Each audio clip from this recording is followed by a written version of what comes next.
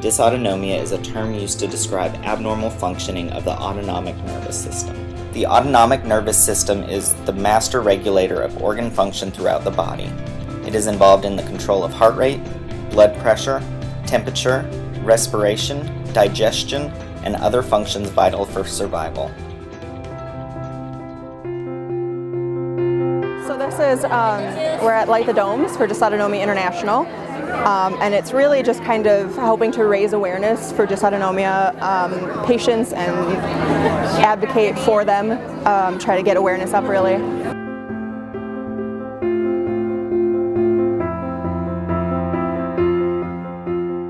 One way to kind of effectively explain it is the body is dysfunctional in some way. We don't know what the chicken or the egg causes, but low blood volume plays a part. It affects the brain, it affects the nervous system. At the end of the day, your nervous system is in one direction or the other, and it's wrong. My name is Corey Suklich. I've been officially diagnosed since 2011 time frame, although I've had dysautonomia for much longer than that. My treatment has kind of evolved because most of them were not terribly effective for the condition, so I now receive IVIG therapy.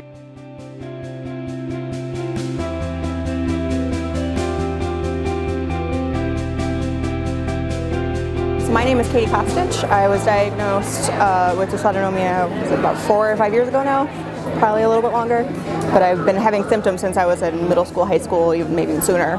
My dysautonomia is called POTS, which is postural orthostatic tachycardia syndrome. I tend to not need a mobility aid like in my own home, but when I'm out in public, I will at minimum use a cane. I have a walker as well for days where I feel like I need a little bit more stability with both hands, or I feel like I need to take frequent sitting down breaks. And I even have a wheelchair for really rough days where I need to be functional and do things and go out, but don't feel comfortable that I, standing and walking around. So I often use mobility aids, even though I don't physically look like I might need one.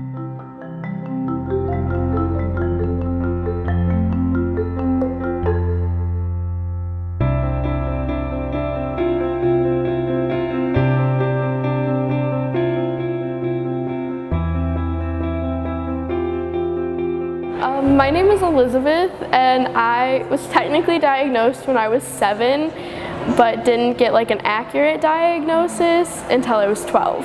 And when I got the diagnosis, I remember we were all just really relieved to finally have answers, because they kept saying it was just psychiatric, or it was just in my head, or I was exaggerating. So it was a big relief for us to finally know what was going on and how we could help it. I know whenever we do walks for dysautonomia, or I'm going somewhere that's going to be for a while, like the zoo or something, we bring my wheelchair and I usually push it as a help for walking and use it when I get tired. But yeah, I used to use it at school a lot too, but I don't have to now, which is really nice because you get weird looks when you're in a wheelchair and then you get up to stretch and people are like, "You can stand?" In 8th grade, I missed over 56 days of school, full days, with being in the hospital and doctor's appointments, as well as I missed the beginning of my school year for being at the Mayo Clinic in Rochester, Minnesota.